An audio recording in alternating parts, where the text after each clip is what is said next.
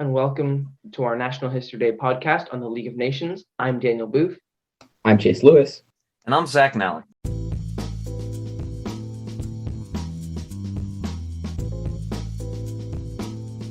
In 1918, U.S. President Woodrow Wilson gave his famous 14-point speech, which idolized the idea of a universal peace association.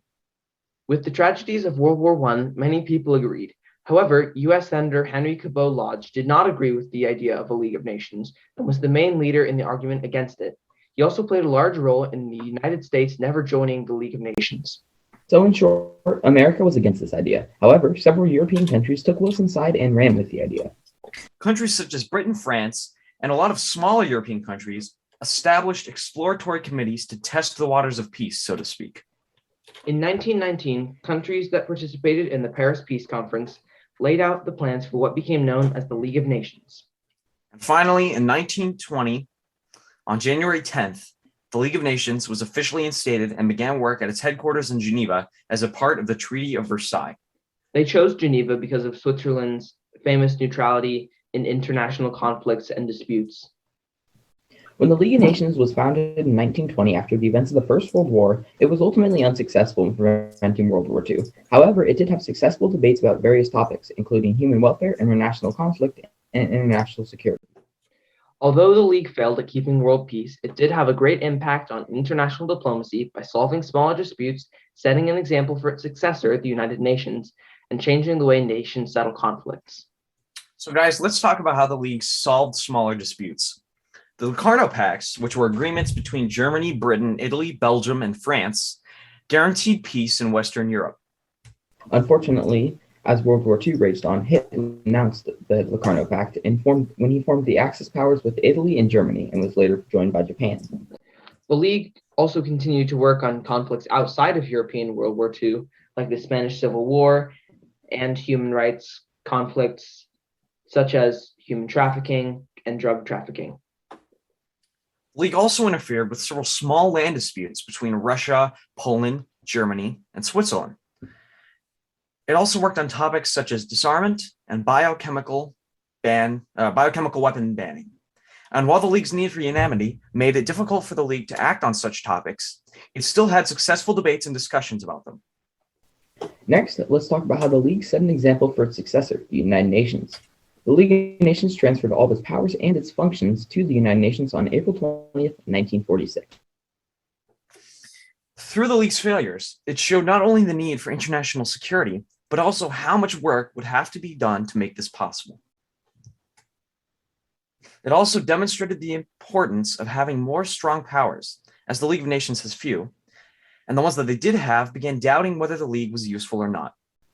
One of these people was Eamon de Valera.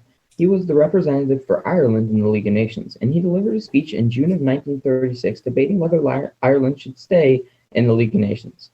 Here's an excerpt from that. The League in the past set itself an objective which is not attainable in present circumstances. In my view, and it is the view I would urge upon the government as Minister for External Affairs if the matter had to be immediately settled, the League in future will have to set itself a humbler task.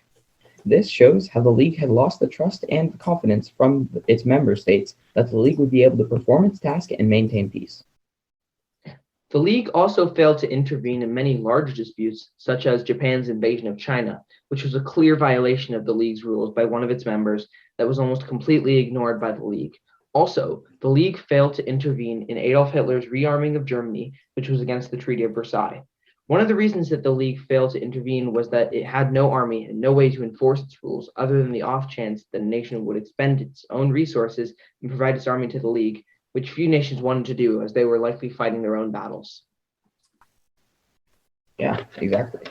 Next, let's talk about how the League of Nations changed the way that nations interact and settled conflicts. The League revolutionized interactions between nations and monitored interactions between countries, both in the League and independent of it. Because previously, a lot of treaties had been kept secret and nobody knew about these treaties, and so there was a lot of confusion. A country independent of the League could neither raise arms nor assist another country without the League's consent. This was a major problem because many countries feared that they wouldn't be able to defend themselves, like was the case with the United States. The League also distributed land to countries in the League to monitor. Some countries were unhappy with this, but as said by Woodrow Wilson, would everybody say, come tell us how to use our money? This basically meant that to achieve world peace, certain countries would have to be monitored and kept in check. And although these countries may not enjoy or appreciate this, it's what's needed for world peace to be a possibility sacrifices would have to be made. for everyone. Yep. The League also developed rules to prevent disputes between allied nations, but if fighting was completely unavoidable, the League made countries wait for a certain time period to let things die down, which proved itself to be completely ineffective. If the dispute solved itself in this way, great.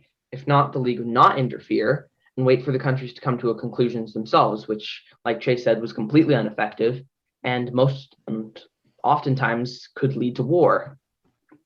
Interestingly enough, however, on several occasions, the League interfered directly into disputes of neighboring countries who had requested protection. For example, when Switzerland and Germany were fighting over a land peace, Switzerland requested protection from the League, and the League held the land peace until a conclusion was developed. The League also reviewed its members carefully. In the newspaper article titled, "Assembly Will Consider Germany's Application to Join the League of Nations in 1926, the editor states that the Pharaoh urges that since Germany is to have a permanent seat on the Council of the League of Nations, Poland should have the same." And in the same article, the editor went over the League's reluctance to allow Germany a membership and its extensive review system before doing so, which I think is very important because they have to investigate the countries and make sure that there aren't going to be any serious ramifications in allowing them into. You can't just let anyone in. Yeah. The League of Nations was founded in 1920 after the events of the First World War. While the League was ultimately unsuccessful in preventing World War II, it did have successful debates about various topics, including human welfare, international conflict, and international security. Although the League failed at keeping world peace, it did have a great impact on international diplomacy by solving smaller disputes than an example for its successor, the United Nations, and changing nations settle conflicts. Thank you for listening. Once again, I'm Daniel Booth. I'm Chase Lewis. And I'm Zach Nell. Thanks for listening and have a nice day.